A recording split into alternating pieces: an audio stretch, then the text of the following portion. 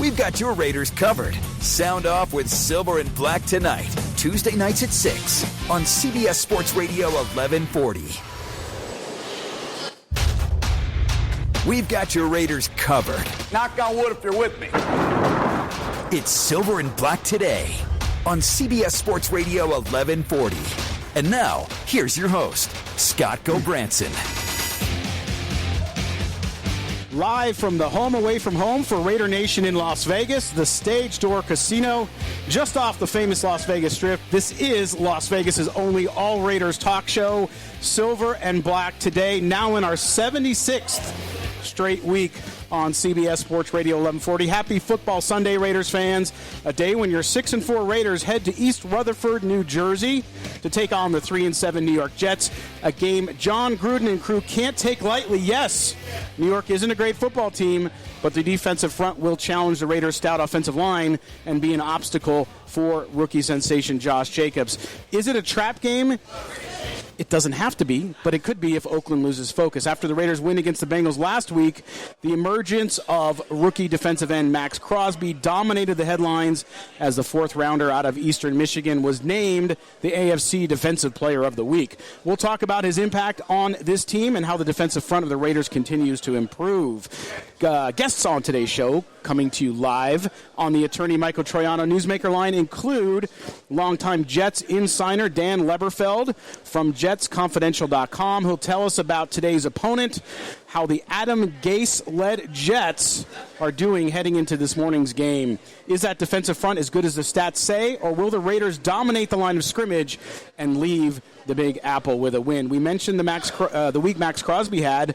Well, Silver and Black, today's senior NFL columnist Moe Moton is back, and he'll talk about Crosby's ascension based on his red-hot column this week and why Crosby's big season was Raiders fans forgetting about Khalil Mack's sack numbers, at least a little bit. We'll also ask Mo what he thinks about today's game and get his prediction as well. Later in the show, our legal eagle attorney Michael Troiano will get us up to speed on the latest NFL police blotter. Yes, there's been activity there. And also we'll finally get to talk to him about the Myles Garrett meltdown and why the Browns player wasn't charged with a crime. Finally, we'll visit with the king of Raider Nation's best bar in Las Vegas. Yes. John Vizcarra, Director of Operations here at the Stage Door Casino. And he'll tell us about the big plans he has for Raiders fans next week for the huge game against the Chiefs, including the exclusive Silver and Black themed cocktails. Yes. Made with tequila commissario, which you can get here next week. He'll tell you about the bevy of beauties known as the Stage Dorettes. Lock them up from Chaz, who will be here along with the other specialists to go along with Las Vegas's only $1 bottle of Budweiser and the amazing $2 quarter-pound Nathan's Hot Dogs. You have to be here next Sunday. It's not an option if you are a do-or-die member of Raider Nation. We'll have Chaz's keys to the game and the infamous Kelly's Corner as well, as I welcome my squad, my co-hosts, my offensive players of the week, and that's because they usually offend me for fun, Mr. Chaz Osborne and Kelly Kreiner. Yeah. Good morning, fellas. How are you? Good. Good to see you guys again, as always. Yep. Yeah. Well, Raider Sunday morning. it is Raider Sunday morning, but this is an interesting week because the Raiders guys, I think, I said it all week, a lot of folks, I think, taking the Jets lightly, and that's a concern to me because this team, the Raiders, they're playing better. That young defense is coming along, but you can't in the NFL overlook anybody, especially when you're on that cusp of being a wild card team. And the Raiders last week against the Bengals, which we'll talk a little bit about after the break, but they did not exactly instill in me the confidence that they can put away bad teams, Kelly. Oh, no, definitely. Last week was one of those games where you wanted to see him come out and just take it to Cincinnati from the get-go. This game should have been over at halftime. You know, you wanted to see that kind of effort, and it was one of those games where at no point did you think the Raiders were going to lose. Right. But in the back of your mind, you're watching this thinking, this is the game. This is that one game they lose every year. Well, there's always that one game that they should win, that they're going to throw away, and you kind of started to get that feeling that could be this game. Yeah, you see that a lot of teams, they play down to their competition, but I thought it was so much fun watching Maxx Crosby bouncing around and dominating both ends of the line. You know, he just overpowered John Hart, Bobby, what are those guys? Who cares? Bobby Hart and John Jerry. Yeah. But you know what I really love was Jerry. I love the chess match that Josh Jacobs was playing with the defense. Just the way he goes and the way he moves, man. Love watching that guy. I had a conversation with a friend of mine that works in the NFL, and we decided that Cincinnati's offensive line would be the 5th best offensive line in the SEC West. Yeah, they were terrible. Their defensive line kept them in that game. They did a great job. But because we're talking about whether or not this is the worst offensive line we've ever seen in the NFL in Cincinnati. Right. And we came up with yes. Yeah, Maxx Crosby. Miami's is bad too. But Cincinnati's offensive line, in our opinion, is the worst starting offensive line we've seen. A lot of matadors on that line. Well, guys, the Raiders also made a move this week. Preston Brown, 6'1", 251-pound linebacker, joins the Raiders after spending the majority of his past 2 seasons with the Bengals. He spent his first 4 years with the Bills after being selected in the 3rd round of the 2014 draft. Over his career, Brown, 80 games, 77 starts, 1 sack, 5 interceptions, 14 passes defended, blah, blah, blah. 3 forced fumbles. In 1 postseason contest in 2017, he had 6 tackles. So Preston Brown, guys, obviously the Raiders have had to bring in bodies. Preston Brown, same thing, right? Yep. Oh, yeah, that's all he is. He's a big, slow linebacker who can't play in the NFL anymore, but he can play. That's why they signed him. He's a body. I mean, he's spot duty. This isn't a long-term play. This is somebody they're going to look at. He is not a if he's a long-term fixture, this defense is in trouble. Yeah.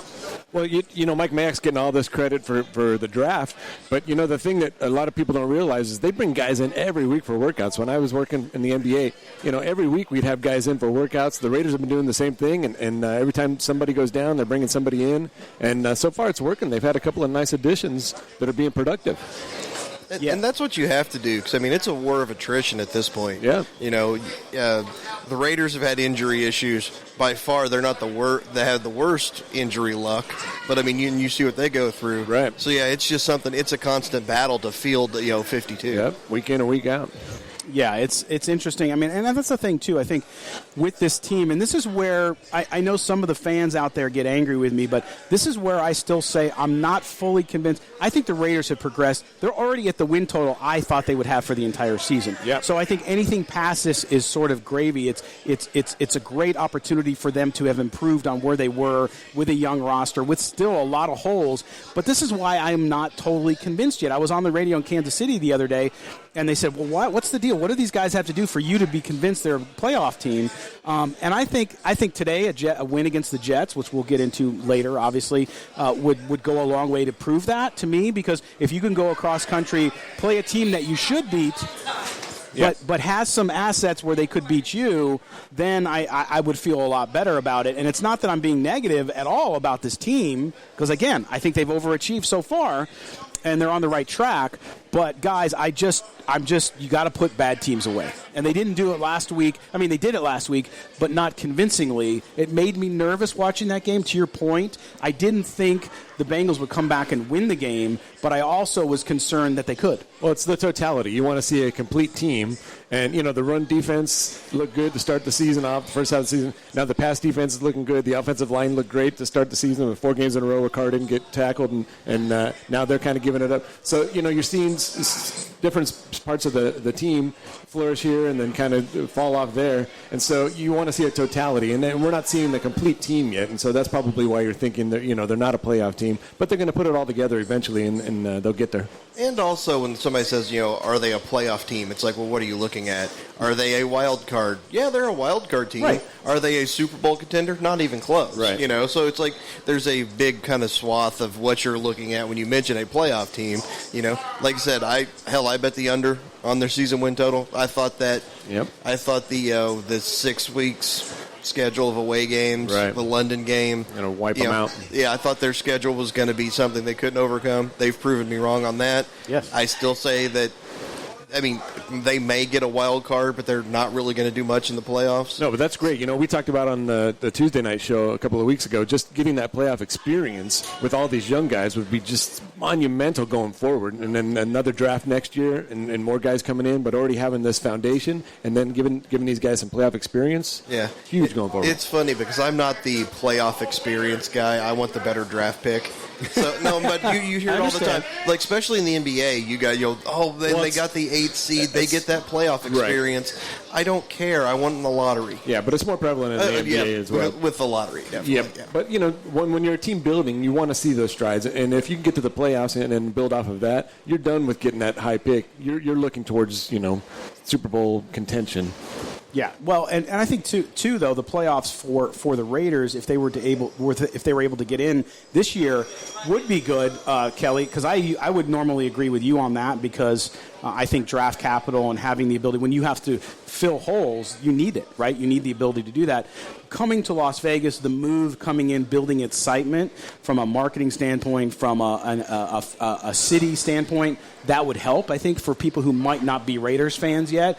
If they come in off a playoff win or just getting in. Now, getting into the playoffs and not winning a game, different. Getting into the playoffs, winning a game when you shouldn't have or people discounted the fact that you could, I think helps a lot. Even the fact that they're knocking on the door, I think, is good enough for the move and for the fans of Las Vegas. Yeah, that's what I was going to say. Is like they don't really need much because the move to Las Vegas kind of sells itself. Yep. And that's the other thing. It's like, you make it to the playoffs. If you get blown out in the playoff games, what did you earn? Yeah, no, that's right. But this team, I think today, and we're going to get into it after the break, guys, but this team today, they need to go on the road. I mean, again, you have everything that they count against West Coast teams, the weather, the travel. Now, they did a 49-day road trip. I don't think going to New York one time is as big of a deal as most people would think it is. Right. But the record, the statistics overall are overwhelming about teams going east during the winter and winning on the road. Well, I was going to say that's really overrated, but that's more of a gambling perspective than an actual. No, yeah, right. Because if you look at that's West Coast team, early game East Coast. But if you look at the betting profile of it, it's not that big an issue. But I mean, just actual to the game, it's a little more skewed to the home East Coast teams. But I mean, people act like that's some big crazy stat, and it's kind of overblown. Yeah, it is. But we don't have to worry about that. We got the New York City Black Hole over there tailgating in the parking lot right now. Of course, our friends with the Rochester, the New England group is there. That's right. There's a bunch of folks singing in the rain right now. Shout out to those guys. They're going to bring it today. They're going to bring a little Raider energy for us. All right, and we're going to bring it to you from here, from the Stage Door Casino, the home of Raider Nation in Las Vegas. Get down here, the only place in Las Vegas with $1 bottles of Budweiser, $2 quarter-pound hot dog. We had them. We had several last week. They're amazing. You got to get down here if you're going to watch the game. The game starts at 10 o'clock. We are pregame, folks. Yep. Get down here. Do not wait. Come on in and watch the Raider game. They will have it on all 10 TVs with the sound up. That's right. So you won't miss it. We're going to step aside. When we come back, we're going to talk a little bit about last week's game. We're going to talk about Maxx Crosby. We'll talk about Derek Carr and how he remains hot as the Raiders head into East Rutherford to play the Jets. You're listening to the Silver and Black Today here on CBS Sports Radio 1140.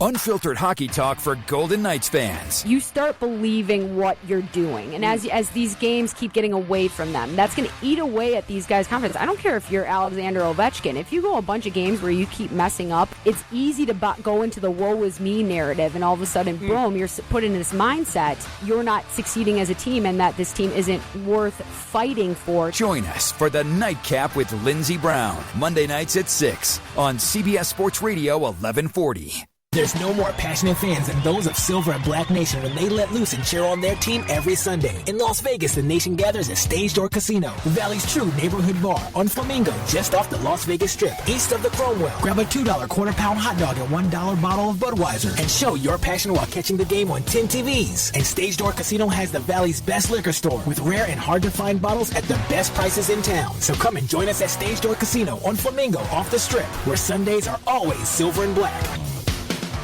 Hello, attorneys Judah Zakalik and Xenophon Peters here from Panda Law Firm. Did you know that Panda Law Firm handles debt settlement and bankruptcy? This means when you call Panda for help with your debt, our attorneys can talk to you about all your debt relief options. And Panda attorneys can do things that other debt companies can't. Like defend you if you get sued by a creditor, stop garnishments, and help you rebuild your credit once you're out of debt. When you need help with your debt, be sure you're calling Panda Law Firm, voted Best of Las Vegas Gold for the 3rd year in a row.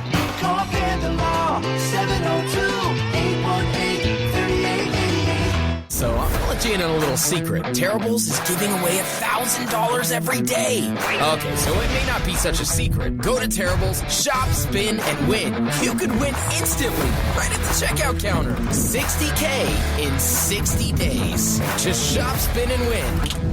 Available at all Terribles convenience stores from October 1st to November 29th. It's all part of our 60-year celebration, and it's only at Terribles. Download the Terribles app for more information. The Las Vegas Metropolitan Police Department Foundation raises funds in support of the Las Vegas Police Department. Fundraisers have allowed us to purchase new equipment and technology, provide advanced training programs, support families of fallen officers, provide scholarships for children of officers, build a state-of-the-art reality-based training center, and so much more. Other events help build community relationships between residents and law enforcement, such as Santa Cops, Trunk or Treat, and National Night Out. Support our heroes during this season of giving by hosting a Metro officer or group of officers for the special benefit performance of Le Rêve the Dream on December 2nd at Wynn Las Vegas. 100% of ticket proceeds support the Las Vegas Metropolitan Police Department Foundation. For tickets and sponsorship information, visit lvmpdfoundation.org. Sponsored by the LVMPD Foundation in cooperation with the Nevada Broadcasters Association and this station.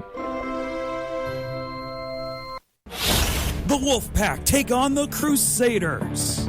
NCAA basketball this afternoon at 2 on CBS Sports Radio 1140. This is Mark Bedane, president of the Raiders. You're listening to Silver and Black Today. Welcome back live from the Stage Door Casino, the home of Raider Nation in Las Vegas. Make sure you get out here for the game. The game, of course, coming up at 10 a.m. from New York, from New Jersey, actually. Yep.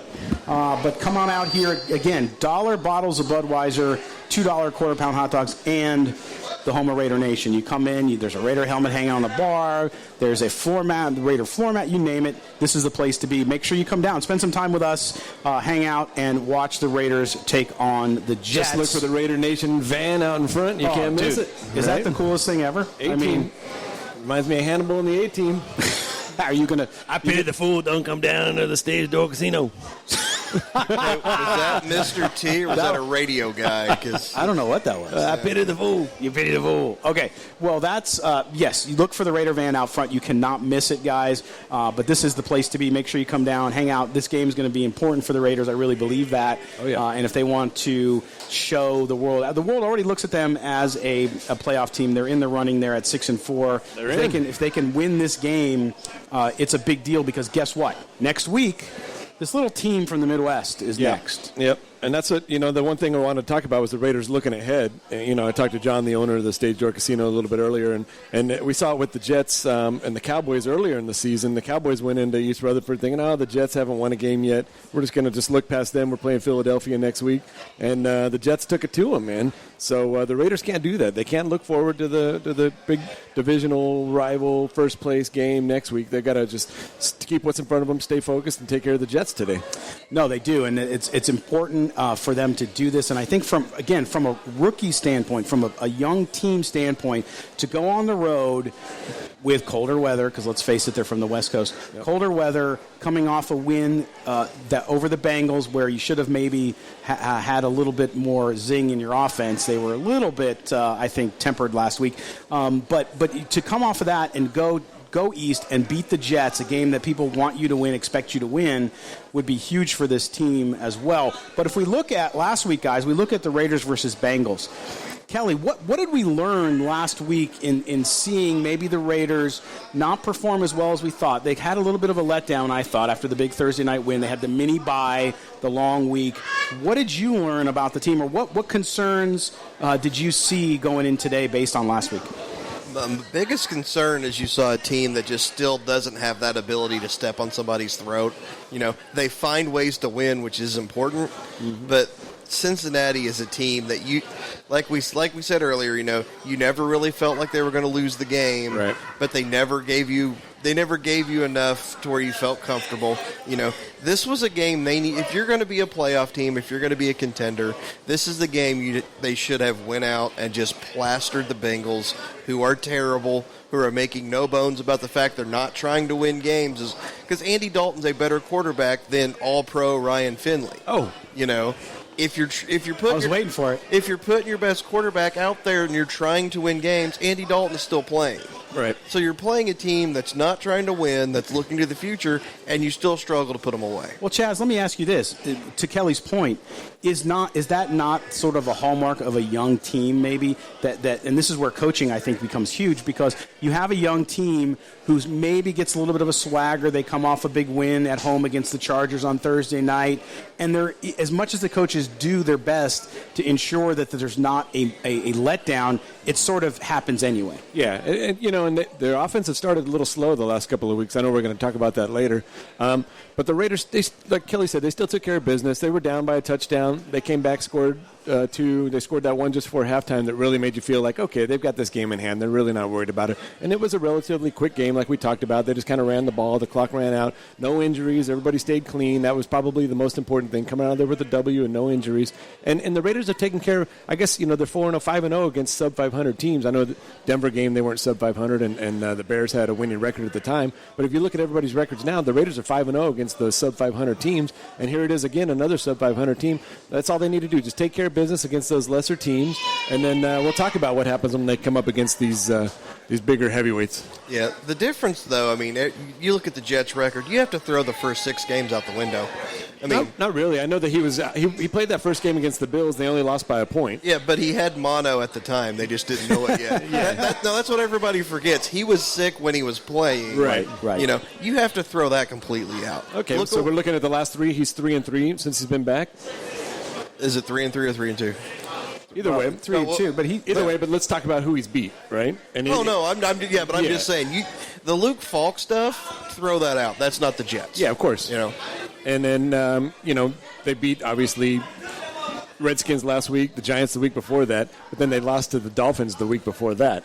So really, where are the Jets right now? Dolphins are a superstar, man. Yeah, they're performing better. It's magic. People of course on them because of they trade the fact away, but he's done a good job coaching in Miami. He's a coach that's trying to win because he's playing his best quarterback. Right. You can also tell that he's in charge of that team, unlike in Cincinnati, unlike in Washington, where ownership and the front office is making more decisions because you're seeing these guys play that should not be on the field. But Scott, like you mentioned, they traded away a lot of their good players, but now you've got a lot of young guys that are actually, they're auditioning for jobs. That's right. These guys are trying to get jobs next year, so they're playing hard. And also, it's one of those things, if somebody offers you 2 first rounds and a second-round draft pick for your left tackle, you're taking that every day of the week. Yeah. Every team's doing that. It's not like they're trading guys away just to trade them away. They're getting a ridiculous value for everybody they've traded. Right. So it's like, we don't want to trade this guy, but that's the best offer we're ever going to get. Mm-hmm. Well, and I think there's something to really be said for a young team, and you mentioned it earlier, Kelly,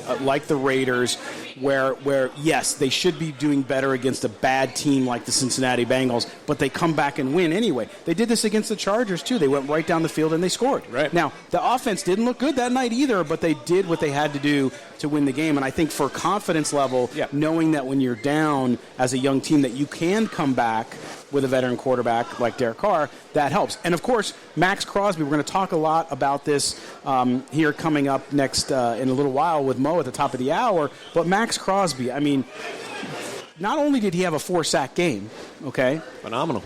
But he had 3 of them in the fourth quarter. So that, to me, that's what's key is can your team perform when it matters most, which is late in the game, especially in a close game, Kelly. And that's the one thing you have to look at last week, despite playing the Bengals, the fact that they came up big on offense and defense in the fourth quarter is huge. Yeah, it's like I said earlier. They played probably the worst offensive line in the history of the NFL, but you need to see this when that happens. Mm-hmm. You want to see, especially Max and Cleveland, you want to see those guys who are still finding their place, still kind of doing that. This is the time you want to see them have big games because it builds that confidence, and it's a team you should do it against. You talk about, the under 500 teams. Right. That's who you want. You have to beat those teams, and they've done that. Yeah. You know, it's like you need to see these guys make big plays against the Bengals offensive line because that's what it's there for. You know, it's a huge building block for these guys because you're gaining confidence, but you're also, this is who you have to do that against, and they did it. Right.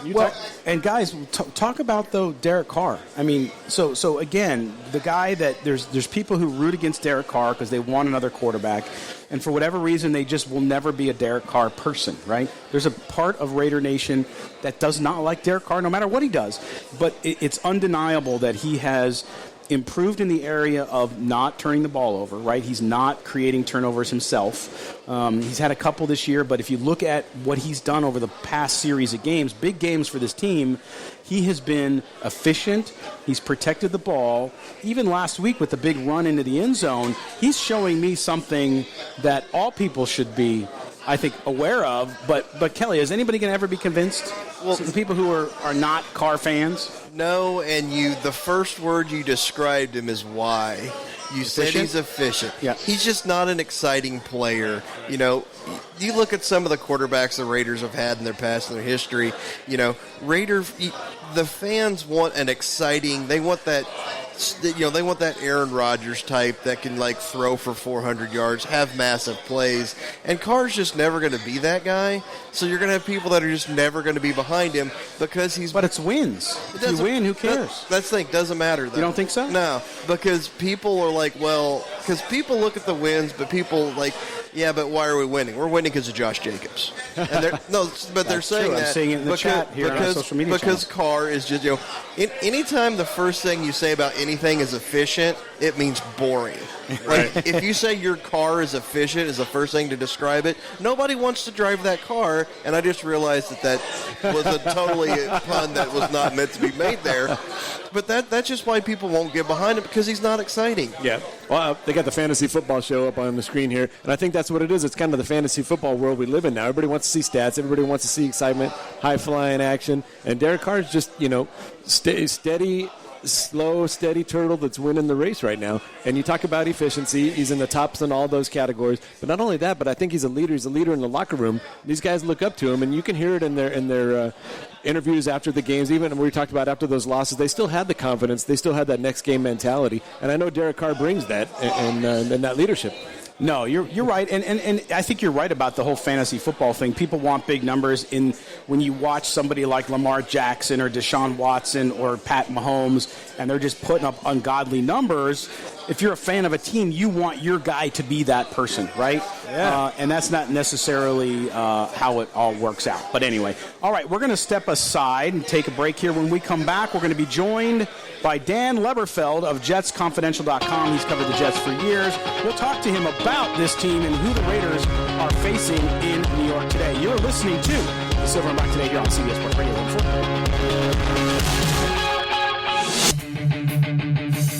CBS Sports Radio. The only way to take Silver and Black today with you is with a radio.com app.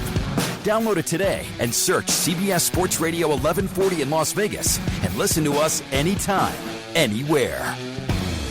Welcome back to the Stage Door Casino, where we are broadcasting live today. This is the home of Raider Nation in Las Vegas, just off the Las Vegas Strip. Flamingo, just east of the Cromwell. We saw Raiders alumni Roy Hart walk in. We'll talk to him a little bit later. He's here. Come on down, say hello to a Raider alumni, and we will have a blast. We welcome you down here to the Silver and Black today on CBS Sports Radio. And we're going to go out now on the attorney Michael Troiano newsmaker line and bring in our good friend, and that is Dan Leberfeld from Jets Confidential in New York. He is at the game today. He has covered the Jets for a long time.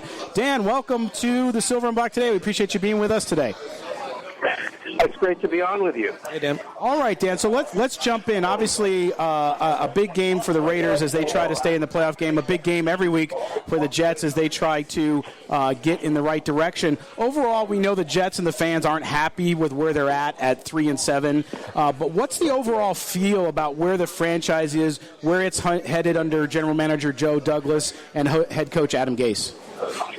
Well, I think this is an important game for them, even though the Jets are a team without a great record, because they've won 2 in a row, but they beat 2 teams that are really bottom dwellers when you look at the Redskins and the Giants. I believe they're combined 3-17. So facing the Raiders at home today, it will be a better test as to whether this team has truly made progress after their bad start. It's one thing to beat the Giants and Redskins, to be a whole other deal to beat the Raiders, who are a much better team than those two clubs. Yeah, and it's Chaz. There was a lot of talk last season surrounding the Raiders' 4-12 record, and maybe the game had passed John Gruden by. But now we're seeing what happens when you trust the rebuilding process. Can the same be said for Adam Gase, in your opinion, or is he just not the right fit for this team? Yeah, that's a very good question. I think it's a situation when you look at the Raiders. I think John Gruden, where he improved most, because John Gruden can coach, we all know that. I think he improved as a personnel guy. As far as decisions on the personnel side, it seems like after the Antonio Brown release, they're in a total different place now as far as the attitude they have. The last draft, I know, is before Brown's release, but the last draft was rock solid. They're bringing in, good character guys, tough guys, and I think that's where John Gruden made the biggest improvement, and that brings me to Adam Gase. I think that Adam Gase was left a really bad roster by the former GM who was fired in May, Mike McCagnon. So I think just like the Raiders have done a much better job with the personnel department this year and with the draft, I think the Jets next year with Joe Douglas running the draft and the free agency, I think that'll help Adam Gase a lot, because Gase has not done the best job as coach. I'm not going to sit here and say that. Right. But, man, was he left a bad roster by the former GM. Yeah, there's no doubt about that. Again, we're joined by Dan Leberfeld of JetsConfidential.com. Dan, of course, the big signing in the offseason for the Jets, Le'Veon Bell. He came out this week and said he's still happy with his decision. He's comfortable with it, despite kind of early struggles for this team. Talk about his impact on the team and whether or not you see him in their long-term plans. When I read that, it struck me a totally different way than perhaps other people. It's like the premise of the article is that he has no regrets. I wonder if they have regrets. He's just been average, to be honest with you. He's not. One of the problems is he's got that running style where he's very patient and he waits for the hole. Right. Well, the Jets have had kind of a patchwork offensive line issue. You got to hit the holes. You can't act like you're on the Steelers 2 years ago with perhaps the best line in football. So that delayed running style has kind of hurt the Jets and hurt the player this year, because he's not having a great year. His yards after first contact is really bad. So, look, I'm not looking to pile on Le'Veon Bell. He's done some good things. He's done some bad things. But he makes way too much money as far as the contribution that he's making, as far as bang for his buck. It hasn't been great as far as Le'Veon Bell and the Jets. Hey, Dan, it's Kelly Kreiner. You mentioned the offensive line earlier. Do you think that's going to be the main focus on the draft, to try to get Darnold some more protection and get Le'Veon Bell going, or do you think they've already kind of decided Le'Veon Bell's not their future and they're going to try to look another way? I think with Le'Veon Bell, I think he's definitely going to be back next year. After that, I don't think so, because the money in his contract is very top-heavy. It's all in the first couple of years. So I think he'll be back next year. And, look, he hasn't been terrible, and he's been a good team player, and he says all the right things. So he hasn't been a distraction in any way, and his teammates like him. So I think he'll be back next year. I do think the offensive line will be a focus in the draft. But I'll tell you one thing they've quietly been doing on the practice squad at the end of the roster, Joe Douglas has been adding a lot of linemen, off other teams' practice squads or street free agents, just stockpiling linemen left and right on the practice squad and at the end of the roster. So I think they're already focused on that this year, looking towards the future. All right, again, we're joined by Dan Leberfeld of JetsConfidential.com. You can follow him on Twitter at JetsWhispers. And, Dan, we look at this game today. You said both important for both teams. And for the Raiders, their offense gets started with the run, with, of course, the rookie sensation Josh Jacobs. And the Jets' run defense is one of the best in the league. Talk about that defensive front. Is it as good as it shows in the statistics, or is it maybe a little bit of who they've played? Or what's your impression so far of that Jets defensive front? It's good, not great. Obviously, the run defense is highly ranked, but the pass defense has been a big problem, meaning that, there have been so many games this year, they stopped the run, but whenever the other team needed to get a first down with the pass, they did it. It's kind of like the Tampa Bay Buccaneers. They're very similar. They're very highly ranked as a run defense, but teams pass at will on them, and that's been the case with the Jets. That's another big need in the offseason. They need to go out and get a number one corner. They gave Trumaine Johnson from the Rams enormous money last year. That has worked out very poorly, and he's on injured reserve this year, so he's not even playing anymore. So right now they're starting two guys at corner that really weren't on the radar entering the year. One of them is a guy named Bless Austin, who was injured. He blew out his knee twice at Rutgers. They picked him in the 6th round. This was going to be like a redshirt year, but he got healthy, and they activated him a couple weeks ago. He's starting as a rookie at one corner. The other corner is a journeyman named Arthur Millette, who's been on a few teams. So, to me, the Raiders, I don't think the Raiders are going to have tremendous success running the ball today, but I certainly think they can pass against this group of corners. So I think that's where the Raiders need to make hay, picking on the Jets corners with their weapons at wide receiver, and obviously Darren Waller at tight end. It's Kelly again here, Dan. They've been moving Jamal Adams all over the line, had him as a pass rusher a lot more lately. Is that something they're just kind of testing out, or do you see this being a staple of the defense in the future? The thing about Jamal Adams, and when he was drafted, he didn't like the stigma that he's a box safety, and he is more than a box safety, but so much of his work this year has been in the box. He's a really good blitzer. But when you look at, what he did in the last couple games, he blitzed a ton against two rookie quarterbacks, as far as Dwayne Haskins last week and Daniel Jones 2 weeks ago.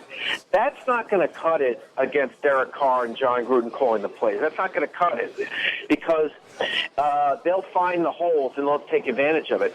There's an old saying from the late coach Ted Marchibroda, when your team blitzes, one of the team's fans is playing after the play, meaning that you got a big play or they had a big play. And last week, the Redskins were not very good, but their biggest play of the game was Darius Geis on a screen on a Jamal Adams blitz. So Jamal Adams blitzed on that play, didn't get there.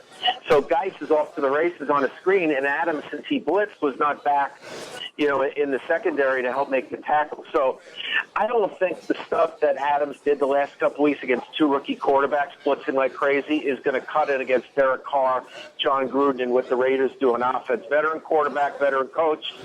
They're going to have to be a lot more careful today than they were as far as Adams blitzing the last couple weeks. All right, well, let's talk about Sam Darnold for a minute. I know he's, 3-3, 3-4 as a starter. We talked about the Jets maybe finding their groove, but it's kind of been against lower competition the last couple of weeks. How do you see Sam Darnold this season? He's been a little bipolar, a little up and down. You see him kind of finally finding his groove and taking off today? I think he'll do fine today because, as you guys know, the Raiders, you talk about needs for a team in the offseason. Obviously, corner is going to be a big need for them as far as the Oakland Raiders and Las Vegas Raiders are concerned because they're not great at that position. And I don't know if the inactives came out yet because I've been on the phone, but LaMarcus Joyner, is he playing today? No, he's doubtful, and I have not seen the big, but everything we had heard, Dan said that he's not going to play. All right, so he's out. Down another guy. So I think Sam Darnold will have a big. It is a little rainy and cold here, so I don't. That could impact the passing games. But I think that Sam Darnold should have a strong game today. I think what's happened with Darnold is, as the season's gone on, Adam Gase and Darnold are a lot more comfortable with each other and on the same page now as far as the type of play calls that Adam Gase is dialing up for the quarterback he's working with for the first time this year. So that's something I've seen the last 2 or 3 weeks. The coach and the quarterback really being on the same page with the play calls. And this tight end has just emerged for them. Ryan Griffin, who just got a contract extension, he's been prolific because what's been going on is with all the attention that Robbie Anderson and Demaryius Thomas get a receiver, also Le'Veon Bell out of the backfield as a receiver, I give Gase credit and Darnold credit for this. They said, you know what? We're going to throw to Ryan Griffin. You're not even covering him. So that was smart. So I think the Raiders will probably pay a little more attention to Ryan Griffin, but if they do that, perhaps it opens up one of those other guys I mentioned. All right, Dan Leberfeld from JetsConfidential.com. You can follow him on Twitter at Jets Whispers. Dan, thanks for joining us, and enjoy the game today. Okay, guys, have a good one. All right, Dan Leberfeld from Jets Confidential giving us the lowdown on today's opponent for the Raiders. We're going to step aside when we come back. Chaz is going to give us his keys to the game today. How will the Raiders beat the Jets? He'll tell us what they need to do. We're coming to you live from the home for Raider Nation to watch the game. It's starting to fill up in here. This is the Stage Door Casino. Come on down, right off the Las Vegas Strip, Flamingo, just east of the Cromwell. You can't miss it. Look for the Raider van out front. You're listening to the Silver and Black today here on CBS Sports Radio, 1140.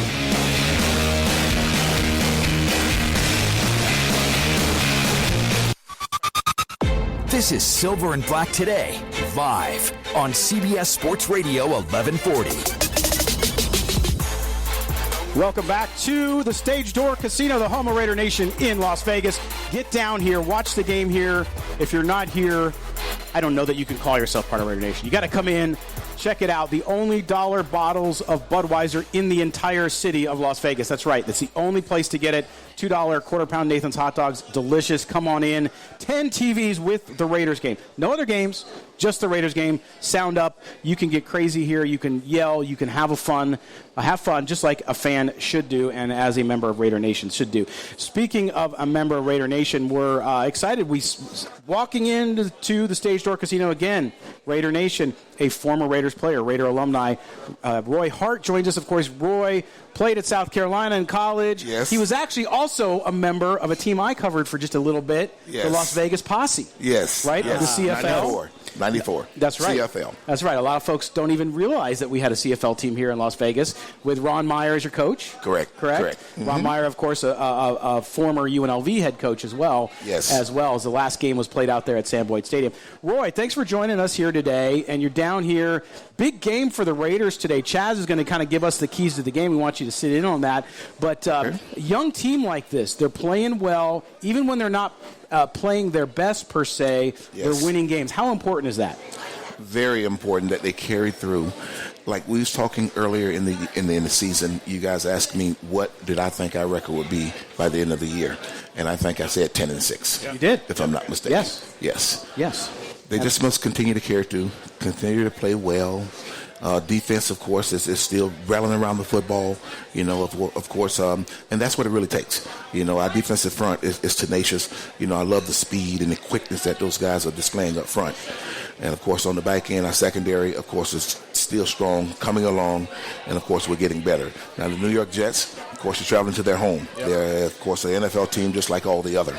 So you have to make sure you take it seriously, and I feel as though, of course, Coach Gruden got those gentlemen ready for the day. You know how big this game is. 7-4, staying right there with Kansas City, having to play them one more time, of course, is huge.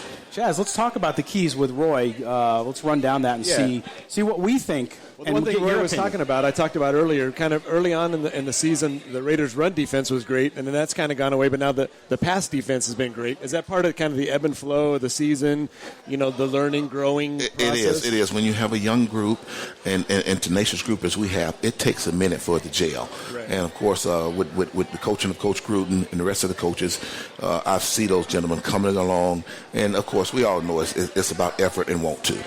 And I know we have the right players out there, and Coach Gruden know how to recruit those players, and it's showing. Yeah. You always see that during the season. One part of the team does great, and then they kind of fall out, and then a different part of the team does great. Special teams, the offensive line. You want it all coming together when it needs to come together. Absolutely. You're going to have your ups and downs. Throughout the season, you're going to get people injured back and forth in different positions. But at the right time, and, of course, this is the right timing now, you want it all gelling and coming together. Down the stretch, of course. That's right. Well, the keys of the game, really quick, I feel like the Raiders need to get off to a quick start. You talked earlier about the West Coast team traveling to the East Coast, these early times, and how they affect the West Coast teams. They kind of come out flat, and the Raiders have come out flat the last two, offensively anyways. The defense played great, to get them on the board against the Chargers, got them up 10-0. But, just come out quick, a quick start. The Jets are 0-2 when they fall behind early at home, and the Raiders are also 0-2 when they fall behind early on the road. So for me, maybe a couple of long sustained drives to start the game off, get up 10-0, maybe a 17-7 halftime lead, something like that would be ideal. The Raiders can't be overlooking, like I talked about earlier. They can't be looking past this game to Kansas City next week. Of course not. Right? We saw what happened with the Cowboys looking ahead. This could be that trap game for them, and they on the road, and it's early also. Of course, coming out strong, it makes a huge difference. And talk about that focus. How do they stay focused in the moment in each game? It comes with, of course, your preparation. Mm-hmm. When you know that you're prepared correctly, and the coaches have prepared you correctly, and of course your flow during the week of practice all makes a huge difference in how things are flowing. So when that happens and you get that feeling, the focus has to be there. And like we say, we've been focused in certain parts all year long with really putting pressure, or either running the ball really well with Jacobs, throwing the ball really well with Carr. But we definitely need to come out strong on both ends of the ball in New York. And I've heard that, I talk about it a lot after the games and the interviews in the locker rooms and then the press conferences. You can still hear their focus. Even after the losses, they're still talking about the next week's game. They're still focused. Yes. So that's a great point. Okay, so the next key is make things complicated for Sam Darnold, right? Of course, the Raiders need to get pressure on him. That's always the thing. But more than that, I would like to see him mix up the schemes a little bit, make him uncomfortable. Darnold's hitting about 67% of his passes this season, but he's only 41% when he's under pressure. Right. So he's got 10 interceptions in only 7 games. So the Raiders' defense really needs to come out with that same intensity. We've been seeing it over the last few weeks. Just make it uncomfortable for him, right? Well, yes, the same type of intensity that we came out against Cincinnati last week. Right. Of course, enjoying the game myself last week, defense was really strong. They come out. It maybe gave up a few here and there, a few penalties back and forth, but they still stayed focused and kept the path. And I'm thinking they're going to do the same thing again today. Yeah, it feels like they've still got that same. So the last key is third down effectiveness. Now, obviously, third down's key in any team, any game. But the Raiders, the Jets, they're 26th in third down defense. They're giving it up 44% of the time. And the Raiders are third in the league at moving the chains on third down at 47% of the time. So even more, the Jets offense is last in the league in third down efficiency. They're only picking up first down at 25% clip. So that's where the pressure on Darnold will really need to be effective. And these third downs, us moving the chains, the Raiders moving the chains, and getting the Jets off the field on those third downs. The more our offense move the chains, the more it's going to assist and help the defense. Yeah. And the more the defense is rested, the better the pressure is going to be. Right. All around, from the front end and to the back end. The Raiders are leading the league in 10-plus play drives this year. Yes. So just a lot of more of those long, sustained drives, ball control. We always talk about that. It sounds kind of vague, but there's a lot to it. Hanging on to that ball. If you're keeping the other team's offense off the field, they can't score on your defense. Yep, that's right. All right, well, that's it. Chaz's Keys of the Game with our special guest, Roy Hart. Thank you Raiders very alumni, much. who's down here at the Stage Door Casino, just off the Las Vegas Strip, east of the Cromwell, home of Raider Nation. Come on down, meet an alumni. And Roy is such a great guy. You're all over the community. We appreciate you stopping in and talking with us. We thank you very much for inviting me also. And, of course, anytime. All right. We'll see Roy again, I'm sure, very soon. All right. We're going to step aside for the top of the hour sports update. Make sure you get in here. The only place you can get $1 Budweiser bottles in Las Vegas. Quarter-pound hot dogs for $2. And better than that, you get the Raiders on 10 TVs. That's right, 10 TVs with the sound up. Get in here. It's going to get packed. Make sure you come down. We are the Silver and Black today, coming to you live from the Stage Door Casino. And we'll be back right after this. Don't go anywhere. We've got your Raiders covered. Sound off with Silver and Black tonight, Tuesday nights at 6 on CBS Sports Radio 1140. We've got your Raiders covered. Knock on wood if you're with me. It's Silver and Black today on CBS Sports Radio 1140. And now, here's your host, Scott Gobranson. Welcome back to Las Vegas's only all Raiders talk show. That, of course, is the Silver and Black today here on CBS Sports Radio 1140. We are coming to you live from the home of Raider Nation in Las Vegas. That is the Stage Door Casino here in Las Vegas, right off the Las Vegas Strip, just east of the Cromwell. Look for the Raiders van. It is a van full of Raiders logos and a little special message on the back. Make sure you check it out. You can't miss it. But we are down here, again, the only place in Las Vegas with $1 bottles of Budweiser It's the truth. It is absolutely the truth. And you can also get $2 quarter-pound hot dog as well. We are going to bring in our guest here, Moe Moton, shortly, but we wanted to also make sure you guys are aware that we also now have a Tuesday night show. That's right. Silver and Black Tonight is on Tuesdays from 6 to 7. That's where we get an opportunity, myself and Chaz Osborne, get the opportunity to talk about the game that was. So on Sundays, we're here with you, and we're kind of talking about what's coming up. But on Tuesdays, Chaz, we get to talk about the game that was. And it's great. You know, the fans, we're getting fans calling in. Everybody gets to kind of sound off about the game and their thoughts. And so far, the last few weeks, it's been all positive because the Raiders are winning. So it's been great taking those calls and talking to the fans and recapping the game for everybody. Yeah, and it's last week we were preempted by UNR basketball. I know. I don't know why we still did the show. We weren't even on the air. I know. It's one of those there was weeks. basketball. You guys need the practice. So, I mean, it always helps to get them reps in. Thank you, Kelly. Kelly can always bring us back down to earth, and I appreciate that. All right, we are now going to go out on the attorney Michael Troiano Newsmaker line, where we welcome in our senior NFL columnist, one Mr. Maurice, or as we call him, as most people call him, Moe Moton. Mo, how you doing today, buddy?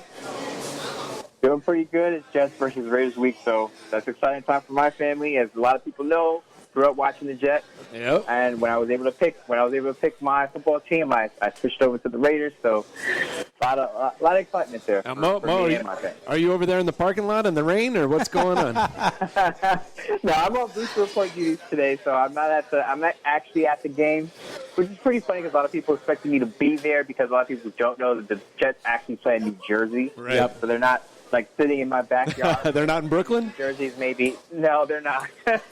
People don't know that when you live in Brooklyn, you don't go into the city, you don't go into Jersey unless you really have to. That's right. That's right. Again, we're joined by our senior NFL columnist and Bleacher Report contributor, Moe Moton. Okay, Mo, so this week you had a great, very, very hot, popular column after Maxx Crosby's performance last week against the Bengals. You wrote a column talking about how the comparisons to the Raiders defense and the Khalil Mack sack number, they're kind of fading because of Maxx Crosby and others, of course.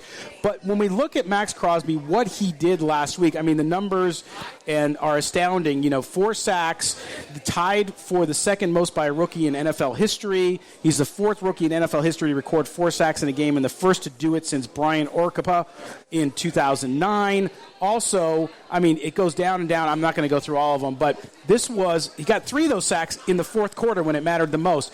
Mo, talk about the progression of this kid. I was one of the doubters when he got drafted. Kelly will tell you in our draft show, I was just kind of like, I don't get it. But I'm wrong. Everybody's been wrong. What is it about Maxx Crosby that's made him so good, and why people are forgetting about Khalil Mack's sack numbers? Well, the first thing about Maxx Crosby, and everyone talks about it, is his motor. And this is a guy, he's a relentless. You want a guy who's got a relentless pass rush, and he's pretty athletic. So he's going to be able to beat guys with a little bit of speed. Not so much a power guy because after the draft, Mike Mayock said this, and even the draft scouts that talked about it said this. He has to bulk up a little bit, and that's why I think people didn't think he would pop as quick as he's popped. But even in the second half of the season, I think he can make an impact because the Raiders didn't really have anybody at defensive end. So who else is going to make the plays? I know Kelly's not a big fan of Arden Key. I expected more from Arden Key, at least something from Arden Key. I know he's hurt right now, but when you're deficient at that position, somebody has to step up, and it's been Maxx Crosby because of his motor, because of his speed. And you got to give credit to Brentson Buckner for developing those players. Now, with the Khalil Mack sack comparisons, my article did 2 things. It was to say, number one, let's not compare Maxx Crosby to Khalil Mack. No, he's not Khalil Mack yet, and I know most people will know that and will say that. Right. But the thing is, a lot of people made fun of the Raiders and say, hey, how many sacks does Khalil Mack have compared to the whole Raiders team? And that was kind of the theme last year. A lot of people love to do that on Twitter, compare sacks between player and team.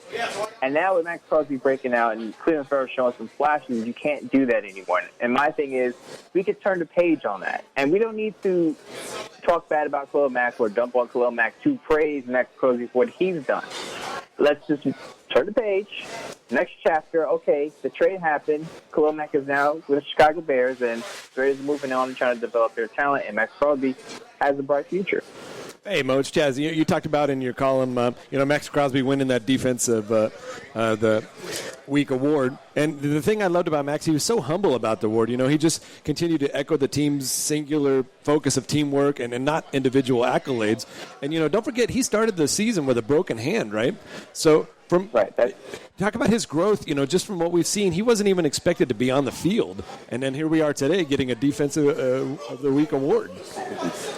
Yeah, again, and I think that humbleness comes from knowing that he still has a ways to go. Mm-hmm. I mean, he did have 4 sacks in the game. That he started off the season, I believe, first 4 games, no sacks. But he did show flashes with some pressures.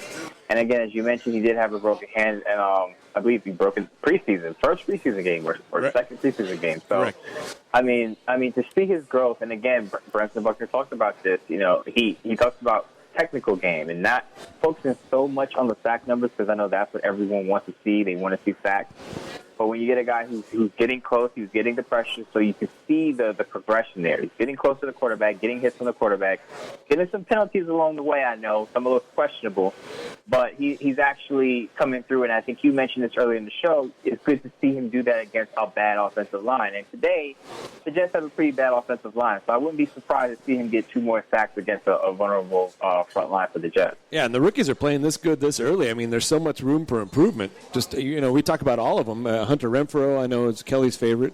But all the rookies, just talk about how much they have to improve. There's so much more room here. And I mean, people. There's one thing I want to just pump the brakes on, and I know the Raiders are in the playoff hunt, and I think they have a really good chance of making an article about that. But let's not go overboard on what the Raiders are. They're still a young team, so they're still going to have these ups and downs. Mm-hmm. I know they had a kind of Scott mentioned kind of a letdown against the Bengals, because everyone expected them to crush the Bengals. Right. But they, as you just said, they're still a young team. So these are the things with the young teams. They're not going to put teams where you feel that they think they should.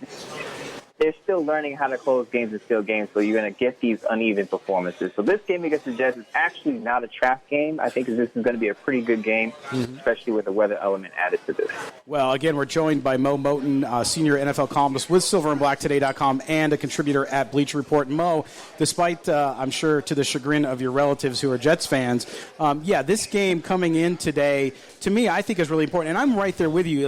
When I talk to Raider fans or our listeners, I try to tell them, they ask me, why are you not convinced that they're a playoff team? And it goes back to what you just said. It's not that I'm not convinced they're playoffs. I think they can be, but there's so many holes, and they're young. You just don't know week to week where they're going to be at. Now, they've shown a little bit of consistency and some progress and some growth, but that's where, fans, I get it. It's been 20 years. It's been a long 20 years, and they finally have some kind of light at the end of the tunnel.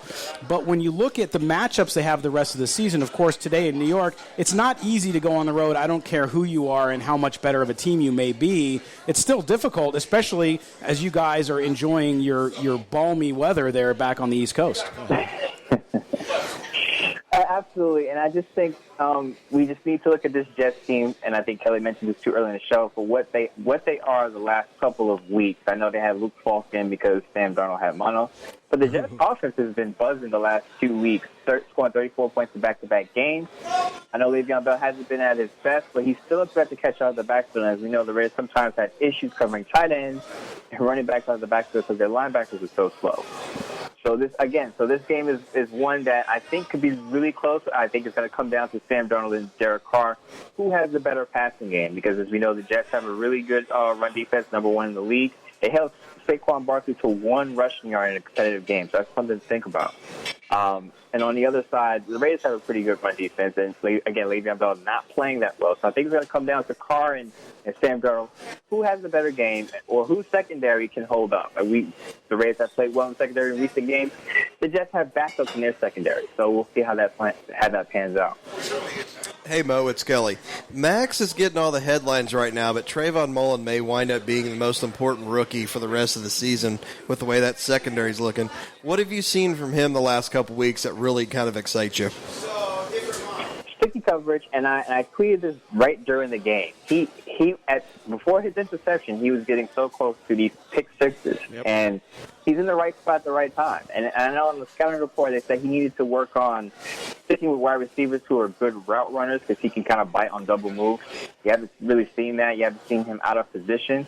And again, when he got that pick six, you can see it coming, because every step of the way, he was close. And then, of course, Maxx Crosby got the pressure on that pass so he can get the pick six. But it's good to see him flourish pretty early, especially after you traded Garrett Conley. I wrote an article that said it was, kind of like addition by subtraction. You get rid of a so-so and average, below-average player, and you hope that your rookie blossoms pretty quickly, and that's what we're seeing from Trayvon Mullen. All right, Moe Moton, our senior NFL columnist at Silver and Black today and also contributor at Bleacher Report, is joining us live from Brooklyn, not from East Rutherford. You're not on the Jersey side, for those people who aren't familiar with the area. But, Mo, okay, so you already said you're kind of on record thinking that the Raiders are going to come out of there with a win today. How do you see it going down? What's going to be the key to the game for you if the Raiders do come out 7-4 heading into that big game next week against the Kansas City Chiefs? Got to attack the perimeter. As I said, I think Dan was on the Jets guy who covers the Jets said it. I mean, offer a mullet, and then you got Tremaine Johnson's on IR, so then you got Bless Austin. Interesting note about Bless Austin is the Raiders traded a 6th-round pick with Kelechi Osemele to the Jets, and they used that pick to pick up Bless Austin in the 6th round. So it's pretty interesting to see him on the field starting.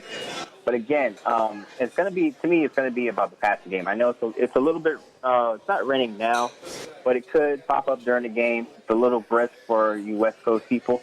So, I don't know how that's gonna affect Carr, but I think he'll be fine, especially against that Jets secondary. It's pretty much atrocious. Besides Jamal Adams, Marcus May is okay, but he doesn't have any picks, so he's not really an impact player this year. But I think it's going to come down to the passing game. Maxx Crosby's got to get pressure on Sam Darnold, get him to move, because Sam Darnold does throw, and I said this on Twitter, he does have at least one pass every game where you kind of scratch your head and like, what was he thinking? So you just gotta get him into that mode, throw a couple of head scratchers, attack the secondary, and the Jets will be fine. The Raiders should be fine and come out with the win today. All right, Moe Moton, senior NFL columnist, silverandblacktoday.com, and a contributor over at Bleacher Report. Mo, thanks as always for joining us, man. Enjoy rubbing it in to your relatives if the Raiders do come out of their win, and we'll catch up with you real soon. I've got one quick question for you, Mo. This is something all of Raider Nation is waiting on to hear. Do I start Jamal Williams at Green Bay or Miles Sanders as my running back today? Because I have running back issues like crazy. All right, I think you start Jamal Williams just because passing game, he's effective. Running game, he's effective. Miles Sanders, I'm kind of worried, but the Eagles' offense didn't look good. So out of a bye, so it kind of worries me a little bit against the Seahawks. They're better against the run than the pass. I know Miles Sanders is a factor in the pass catching game, but I like Jamal Williams today. All right, man. I'm starting Miles Sanders, by the way. Look at that. Mo, you can always count on Kelly going against everything else we say. I already made that decision. I know. All right, Mo, hey, have a good day, my friend. We'll talk to you real soon. Thanks, Mo. I appreciate it. You guys. All right, Moe Moton was our guest. We are going to step aside. When we come back, we're going to be joined by John Vizcarra. Of course, John is the Director of Operations here at the Stage Door Casino, of course, the home for Raider Nation in Las Vegas. Come down, watch the game. The Wolfpack take on the Crusaders. NCAA basketball this afternoon at 2 on CBS Sports Radio 1140. How you doing? This is Charlie Garner, and you're listening to Silver Black Today. Stay tuned. All right, Charlie Garner bringing us back in. We are here at the Stage Door Casino live for the Raiders versus Jets. Raider Nation's home in Las Vegas is the Stage Door Casino. We got a Biletnikoff jersey. We got a Howie Long jersey Wally's wearing out here. We're getting it rocking. Roy Hart, Raider alumni, is here in the town. We also have the Twos.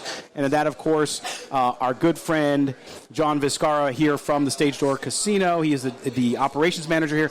John, thanks, Ken. Another great morning. I mean, the mood, the feel with this big game today is just amazing. Right? I mean, Roy Hart, infectious. I mean, I want to go play football. I know. He makes you want to run through a wall, doesn't he? I think I could. Maybe, probably not. All right, but we're here, and we're talking to you today about, of course, the Stage Door Casino and everything you have going around here for Raider Nation. Right. But today, let's talk a little bit about this game. I love it because here we are. We do the show from 8 to 10, and the game starts at 10 o'clock. It's awesome. But as a Raiders fan, of course, you own the Raider van that's parked out front, yep, which is phenomenal. We've posted the pictures. People can see it. You're wearing your Twos jersey. Right, so you're ready for action. I'm pumped. And if you're a Raiders fan, what do you want to do? You want to go somewhere and watch the TV. You want to be able to hear it. What do you want to do? I want to be able to yell. I want to be able to drink. Right? I want to be able to celebrate Raider Nation and not have somebody come over and go, hey, could you please quiet down? Yeah, no. It's not a 49er bar where they're drinking white wine and being quiet, right? Wow. I had to get that out there for fans. I thought they'd appreciate that. But, John, the one thing, too, here about Stage Door Casino is it's so convenient to get to. People think things around the Strip. You have a parking lot out front. Right. You have the Raider helmet hanging on the wall there. You got a Raider floor mat over here. When you walk in, you feel comfortable. What is it about the staff here and about the way you guys run your business that's so welcoming to Raiders fans as they come in? It's a neighborhood bar, right? Neighborhood bar. So think any neighborhood bar in any city in the United States. We have that here. Yeah. Right off Strip, Las Vegas, right in the middle of all these hotels, you can find a neighborhood bar. Well, not only that, but a neighborhood bar that's been here for a long time. 40-plus years. And we talked about last week, too, Frank Sinatra used to come in here, right? And now the ghost of Frank's got to be around here somewhere, right? Well, listen, I don't like ghosts, but if he's gonna drink and have a good time, then he's welcome. All right, so we talk about dollar Budweisers here at the Stage Door Casino, dollar bottles of Bud. You can't get that anywhere else. I mean, people, it's not that we're just saying that. No. You cannot get dollar Budweisers anywhere else in this valley. You cannot get dollar Budweisers anywhere else. You can get dollar bottles of Budweiser here at Stage Door Casino, 24 hours a day, 365 days a year. It's not a promotion. It's our way of life, right? It's what we do. It's neighborhood bar. It's come on down, get to know the bartenders, get to know the other people that come down here. Have that place where you know you're comfortable and you know what you're going to get. Absolutely. Right? And that's us. Yeah, and your staff here is amazing. I mean, just the nicest people ever. Take good care of you at the bar, whatever you have to do, whatever you need. You need a hot dog, you need a beer, you need a mixed drink, you're going to take care of it. Yep. Now, next week is going to be a special week here. We will be back, Silver and Black today. We'll be here live again. But next week is the Chiefs game. Now, we don't want to look past the Jets game. Today's a big game. How do you feel? I know you don't make predictions. Right. But how do you feel about today's game with them going back east? I mean, with the energy that I got from Roy Hart, I mean, I'm ready for the Super Bowl, right? I mean, I'm ready. We can beat anybody. But no, realistically, we don't want to look past the Jets. I think we have a good momentum going right now. If we just stick to that, I'm sure we can come out with a W. Yeah, and so then we talk about next week now, Chiefs game. If the Raiders can win today, 7-4, they're going to go into Kansas City, a really tough place traditionally for them to play, sure, especially the last couple decades. Yep. They're going to go in there. Both teams would be at 7-4. Chiefs coming off their bye. And you have a lot of things planned here for next week, very special things. Right. Let's start, first of all, we'll be here, but then secondarily, there's going to be some other much better-looking guests here next week. Isn't that right? The Stage Doorettes. We're going to have 4 Stage Doorettes down here, ready to pose for pictures with the guests, ready to serve Commissario tequila, ready to serve the other drinks that we're going to have on hand, which is going to be the Silver and Black and the Black Hole. Yeah, now tell people, because first of all, now that the Stage Doorettes are going to be here, my wife suddenly wants to be here. I don't know if they're connected. I don't blame her. But nonetheless, Tequila Commissario, you're going to be here with special drinks. Let's talk first about that Black Hole drink. What is it? What's inside it? And why do people want it? So the Black Hole drink is just basically a shot of Johnny Walker Black, right? Because if you're talking about the Black Hole, it's got to be straight alcohol, right? It's got to be straight. No filter, no filter, no water, mixer, no nothing, right? It's just Johnny Walker Black in your face, down your throat. Gotta love it. Now the other drink, the Silver and Black. That's a little bit more of a cocktail. Talk a little bit about that. So that's Commissario tequila and Kraken rum, the Black Kraken rum, and that's going to be lined with a black salt around the rim. And I'm sorry, the Black Hole drink will also have a black sugar rim. Sugar rim, yeah.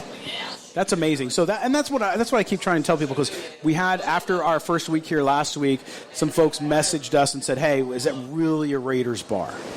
And the answer is yes. Yes, it's really a Raiders bar. It's really a Raiders bar. And you guys, I mean, that's the thing. With the Raiders coming to Las Vegas, you are in close proximity, of course, to the stadium site right down the street here. Right. Las Vegas is geographically very small. And it shows the commitment that you and Stage Door Casino have had to make this a home for Raider Nation. Right. For people who come in here, in addition to being able to see the game, hear the game, what else is it for them? It's the gathering, is it not? It's coming together with others who have the same passion you do? Yeah, exactly. Well, I like to look forward. You know, let's close our eyes for a moment and just imagine that this is next season and you've flown into Las Vegas and you're staying at one of the local hotels and it's the night before the game and you've got that Raider energy jumping off, and where am I going to go to satisfy that urge? Well, you're going to come down to Stage Door Casino. You're going to come down for our pre-game party, right? And you're going to party at Stage Door with other Raider Nation family and not break your wallet. Right. You're going to come down here and have a great time and still have money for the next day. That's right. John Vizcarra, the operations director here at the Stage Door Casino, joins us to talk about Raider Nation's home in Las Vegas, and that, of course, is the Stage Door Casino. In fact, one of our other sponsors, our next guest, attorney Michael Troiano, who's here, that's what he said to me in the break. He said, he's like, I love the feel of this place. And that's what I said to him. I said, it really is a neighborhood bar. And for those of us who lived in Las Vegas, and no offense to other businesses, but the intimacy you used to have here in Las Vegas back before the big growth spurt happened, you find it here, don't you? Right. Yeah. And you guys get people coming back. People, not only visitors, of course, they come back, but also the locals. I mean, you come in here, there's a lot of locals here. We've got a guy that's coming down here, and he's a stadium worker. And he told me the other day, he goes, John, I've been coming here for years. My kids come here now.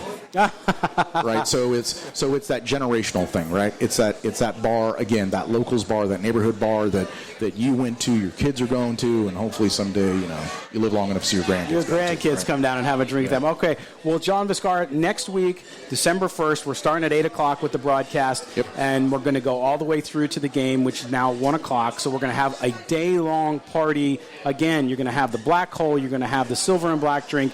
$1 Budweisers, of course, every day. The $2 hot dog, which is great. The Stage Doorettes. It's the Chiefs versus Raiders. How excited are you? I'm very excited. One thing I need to mention, also on that day, $5 shots of Comisario tequila. Oh, yes, our good friends, Tequila Comisario. Right. That's awesome. Okay, so people have got to get here next week. They got to plan it right now to be here for that big game. Because, listen, it's a neighborhood bar, it's a locals bar, but there's not that much room. So, get down here, get early, get your seat. That's right. Look for the Raider van. You can't miss it. John Vizcarra, thank you so much for, having us here and for being on the air with us. Thank you, sir. All right. Okay, we're going to step aside for the bottom of the hour break. When we come back, we're going to be joined by attorney Michael Troiano. He's going to go through the NFL police blotter with us, and we'll even talk a little bit about the Myles Garrett issue, as we haven't had a chance. CBS Sports Radio.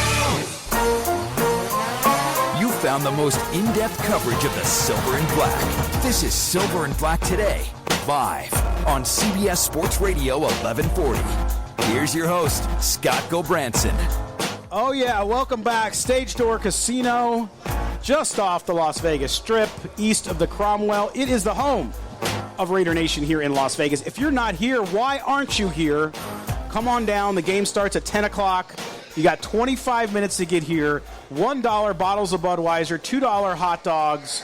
Amazing time. Come down, hang out with other Raven fans. We got a Matuzak jersey. We got a Howie Long jersey. We got a Bolitnikoff jersey. Yeah. We got everybody down here ready for this big game. So come on down and join us. Those are I just inhaled one of those hot dogs, man. Did you? I'm going to have one after the show. So good. But we are joined now by our good friend, sponsor, and our legal eagle, as I call him, attorney Michael Troiano. He's a criminal defense attorney. Check out TroianoVegasLaw.com, whether it's a simple issue like DUI, which is not necessarily simple, to something more serious. He can handle it, so make sure you go to TroianoVegasLaw.com. All right, Michael, we haven't talked to you in a little while, but what I want to start with is the Myles Garrett situation. And he played your team, of course, the Steelers, until the Raiders get here next year, and then you're going to switch. That's right. But the Steelers, the incident where he takes the helmet, he hits Rudolph in the head with the helmet, some people ask the question, Michael, why wasn't he charged with a crime? Was it because it was on the field? I mean, what's the difference there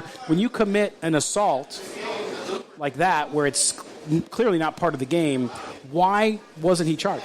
Well, generally there's what they call an assumption of the risk, where when you're on the field or the ice or the basketball court, whatever the sport may be, you understand that you're engaging in a physical activity and, things are going to get heated. But in a situation like this, I absolutely believe that if, in fact, the district attorney had the gumption to file charges against him, that it would be something that could proceed in a criminal fashion. It was way outside the bounds of a football game. I think everyone here and all our listeners have watched tens of thousands of hours of sporting events, especially football, in their lives, and I can't even remotely think of something that I've seen that rises that level other than the malice at the palace with the Pacers. It was disgusting. The only reason that I don't think that they've moved forward on any kind of charges is just because that's the wish of the NFL and all the people that are involved with the Steelers organization, the Browns organization, and collectively they don't believe it's in their best interest to keep this in the news, right? Because it's embarrassing. Absolutely. As an NFL fan, as a Steeler fan, a Browns fan, you name it. So that was an assault. That was an assault with a deadly weapon. He could, if that occurred in Las Vegas, Nevada, he could easily be charged with a felony, and it's right there on video. Can Miles, the quarterback for the Steelers, can he pursue something outside of the NFL? Absolutely. He could go forward on a civil suit. Now, there's always another side of the argument, right? When you watch him kind of trying to grab around his helmet and things like that. But I think if you're Myles Garrett, you're Myles and Mason Rudolph, very fortunate that somehow, some way that helmet did not cause much more serious damage than it did. I mean, I've watched the play live. I watched it many times on replay, like many of you have, and it's just amazing that he didn't just immediately just blood and you name it just go everywhere. I can't believe that it sounds like nothing happened, because we haven't heard anything, right? I haven't heard anything that any additional damage was done from that hit. So everybody all around very lucky. Again, we're joined by attorney Michael Troiano. Michael, the question I have on that situation too is, so you have this all go down, and like you said, the district attorney in the jurisdiction in Cleveland, of course it's in Cleveland, right? Yes. It's the Browns, so it's a Browns player. So he clearly didn't take the opportunity to do that. But after the fact, he met with the NFL, and he claimed that there was a racial slur made by Mason Rudolph, right? Mm-hmm. In that case, if I'm sitting on the street here and I hurl a racial epithet at somebody and they assault me, is that an extenuating circumstance under the law, or it doesn't matter? Is this theory? Do you really think he said it? I don't know. I don't think so. I don't think there's been any of it, because you would imagine that other players would have heard it. Yep. So we have not heard any background or any backstory that shows that he did. Now, a lot of people do believe it, especially I've seen a lot of folks, including journalists who are African American, who say, look, it happens all the time on the football field, including former players. But at the same time, we don't know. But let's just say, for the sake of argument, from a legal perspective, let's say it did happen, which we don't know and we don't think it did. But if it did, in that case, is that an extenuating circumstance when it comes to assault with a deadly weapon? Well, if I'm Myles Garrett, attorney, and he's charged and his claim is that the racial slur of that such was used against him, absolutely I'm going to be making that a big deal, because that's just such a disgusting and unnecessary term to say in any aspect. Is it excusable? No, it's not going to justify an attack on someone such as self-defense. The only way that you can use physical force against somebody else under the law is that if you believe that you are under imminent fear of being attacked or another person that's around you. So either defense of yourself or others. So assuming that it actually said, which I don't buy, that's just my personal opinion, then that would be something that you would bring up in the course of negotiations with the district attorney. But if you're just using an example, as far as a law school essay, for example, no, that's not going to change the fact of what he did. Right. So, but to Scott's point, if he's instigating something and then somebody on the street goes ahead and clocks him one, Scott's not at fault because he didn't come after anybody. He just said something. He instigated the person, provoked him. So it's always going to be the other person's fault for retaliating with violence. Sure, just like in sports, right? 100%. It's always the second guy who gets the penalty, if you will. So absent some sort of proof just showing that they started it and they instigated the event with threats of violence or some sort of outward action that they were going to be attacked, you don't need to wait to be punched in the face. Right. Essentially. That makes sense. All right, now if we turn our attention to some other incidents that have happened earlier, again, we're talking to attorney Michael Troiano. He's a criminal defense attorney here in Las Vegas, TroianoVegasLaw.com. Miami, Mark Walton, running back, was arrested for domestic violence. Police say he punched his pregnant girlfriend several times in the head. Unbelievable. As a new father, I'm sure you joined in my disgust in that no matter what, even if she wasn't pregnant. But in this case, the Dolphins did the right thing. They immediately released him. So the evidence must be pretty strong. But secondarily, when you assault somebody like this, when you commit a domestic violence act against a woman who is pregnant, what's the difference? Is it handled any differently under the law as well because there is a child, there is a baby, and the woman is pregnant? Sure. Can I make a comment about the evidence being strong that you made? I knew you would like that one. Yeah. We're talking about the NFL here, right? So there's always a balance between his talent and what the evidence is. Yeah, right. So I'm not familiar with what exactly the extent of the evidence is other than the police officer who said there was bruising on the eye, so that would be pretty strong to me. But if he was an all-pro, I got a feeling he'd still be on that roster. But I digress. As far as a pregnant woman is concerned in this particular incident, no. She was punched in the face several times. As far as we're aware, there was no effect on the baby. And not to get too far into the weeds, but every state treats in utero children, babies, much different. It really gets into the whole Roe v. Wade, abortion laws, and I don't want to get way into that because that just brings up a whole slew of issues.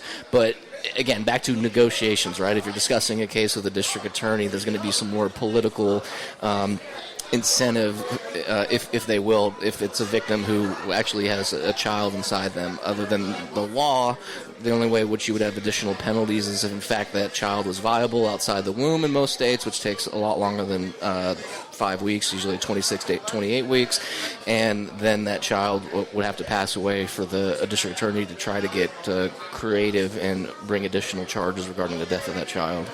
Now, thank you for that. Now, the last case we're going to talk about was Daniel Ross, defensive tackle for the Cowboys, and this one to me is something maybe that I would imagine we see a lot amongst all of us, right, regular folks, which is he was pulled over, he accused of having marijuana in his possession, as well as carrying a weapon, an unlawful carrying of a weapon, which could differ by jurisdiction, right?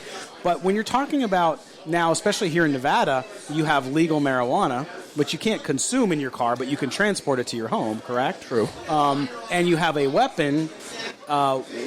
What about this case? I mean, this seems to happen a lot, not just amongst NFL players, but I see it a lot in everyday life. It's real interesting. I understand that nowadays the NFL players, especially the rookies coming in, are getting a lot more education as far as their finances are concerned. But they need to be educated on laws and how things are conducted. He has the money, he has the means, and as far as we're aware, he has no prior felonies. He could not easily, excuse me. I mean, every state's much different, but he has the ability to figure out a way to legally have that firearm on him.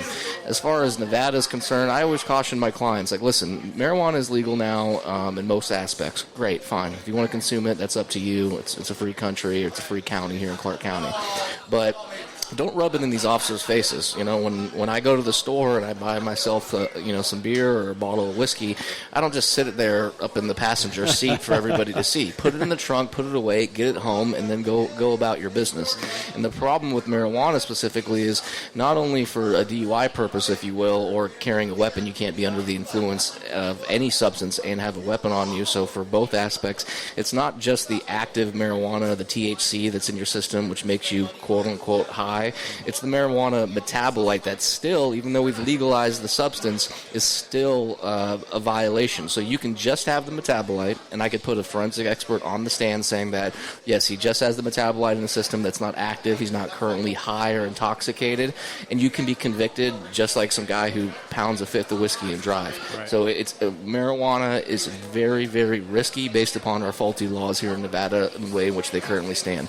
Because whether or not you agree with if someone should be able to consume marijuana, I think we all can agree that the inactive ingredient that's still in your blood system that's moving through you should not be a cause to send you to jail or prison. Correct. No, that makes a lot of sense. That's huge. That's a really good explanation because, again, like you said, in this county, marijuana is legal to consume in your home privately. Of course, you can't operate a vehicle, but that's a very realistic situation I could see somebody here and one of our listeners getting into.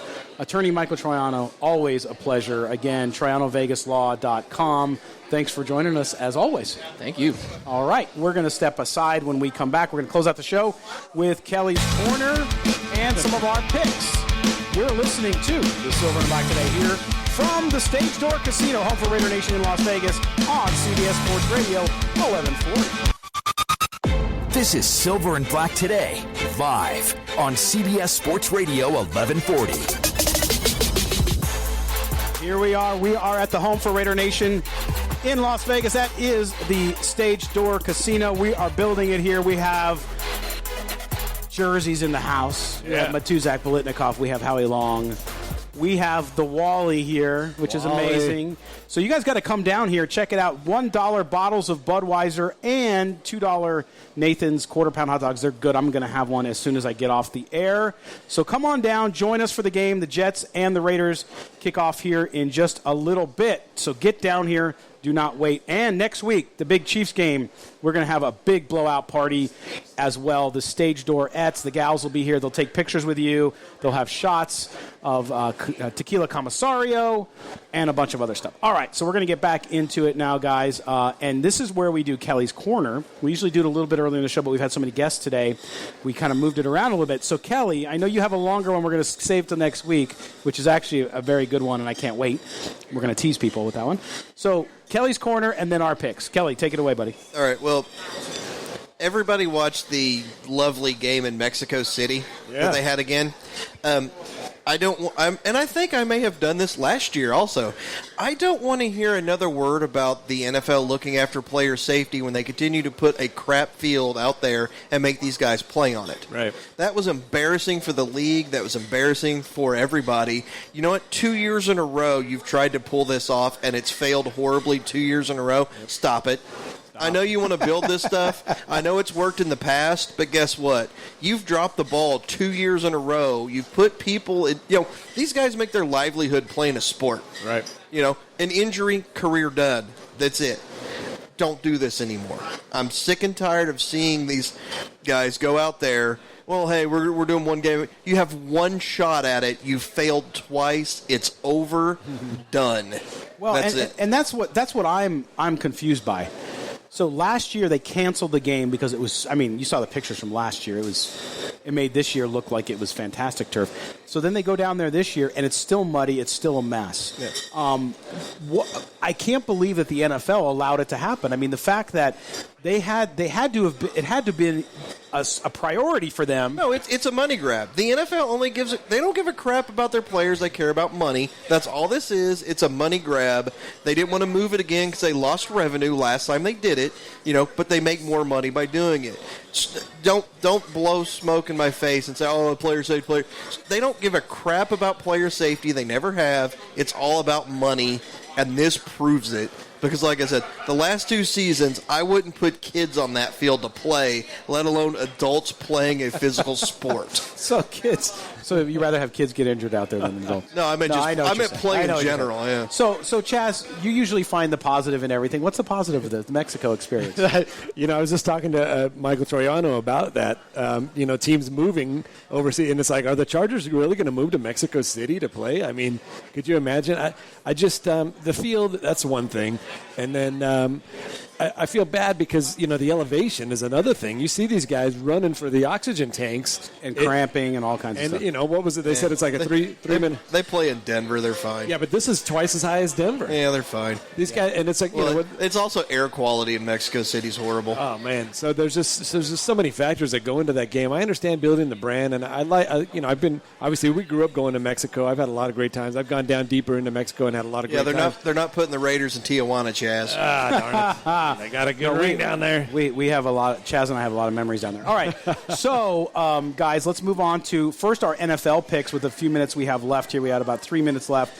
I'm going to give you mine since we're in a hurry. I'm taking the Giants over Chicago +6. Nice. Yes, I know it's the New York Football Giants, but I'm doing it anyway. I'm also taking Buffalo 3.5, depending or 3 where you get it, over Denver, and then I am going to take the Seattle Seahawks -2 over the Eagles in that big game.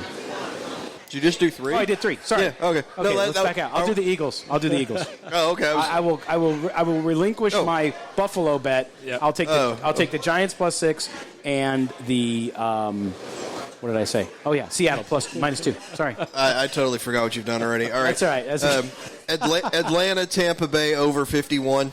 Those are just two horrible defenses, two good offenses. Yep. And I'm taking the Bears Giants under 40. It's under 40.5. I guarantee you that the Bears score a defensive touchdown that kills me. Yeah. I love the way you do that reverse salt every week. Oh, no. Here's why I'm going to lose because, I'm still betting. I have money on it. I'm still going to lose it because of this. I'm with you. I got some money line games. I'm taking. Well, actually, I don't have to do money line. I've got opposite of you. I'm taking Denver.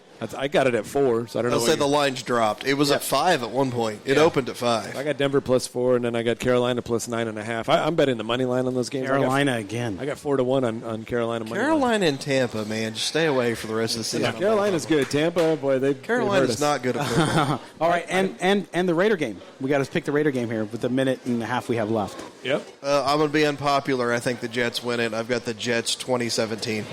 2017 Jets. Very unpopular, Kelly. Wally, take care of him, would you? What? Okay, well, let me just brush that aside. The Raiders are definitely going to win this game today. They're actually going to win big. I know the weather's going to play a part in factor into the game, but I got the Raiders 24-13 over the Jets. Okay, and I'm going to go Roy Hart, the Raiders alumni who was here. He went with 27-17, so I'm going with Roy. Yeah, Roy. 27-17 Raiders. So they're going to win by 10. They're favored by 3. Yep. Right? It hasn't gone down. So I like the Raiders by 10. Kelly doesn't like the Raiders. I got the Raiders by 11. You got the Raiders by 11. So that's what we got. All right, guys, that's the show. All right, bring on the game. Come on down to the Stage Door Casino. Watch the game with us. We are going to have a good time here with Raider fans. We're going to have our dollar, bottles of Budweiser, some hot dogs, and some fun. So make sure you do it. Kelly Kreiner, Chaz Osborne, thanks as always, guys. Pleasure. All right, Chaz will join me on Tuesday night for Silver and Black Tonight, 6 to 7 p.m. here on CBS Sports Radio 1140. But again, next week, December 1st, Raiders versus Chiefs. You have to come for the big party here at the Stage Door Casino. It's going to be awesome. We're going to have the Stage Doorettes. We're going to have the Silver and Black cocktail. We're going to have the Black Hole cocktail. You name it, it's all here. For Kelly, for Chaz, for our engineer, Trent Ogle, I am Scott Branson. Until next time, may the autumn wind always be at your back. Take care, everybody.